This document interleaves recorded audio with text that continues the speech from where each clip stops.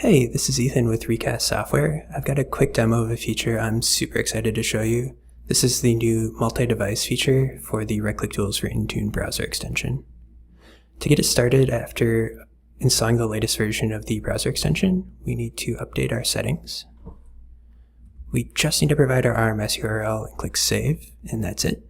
We're all good to go. Now if we navigate to a page in Intune that has more than one device on it, you'll notice that there is no way out of the box for us to select multiple devices, so we've created an interface to help with this. So if you click on the Recast Software icon, we open the Recast side panel, where we can see a list of all of these same devices, but we can pick and choose which devices we want to take action on. We can also search for specific devices if we'd like. And then we can choose whatever action we like. So I am going to choose Ping Systems. And after a few seconds, we'll see that we have successfully run this on all three of these selected devices.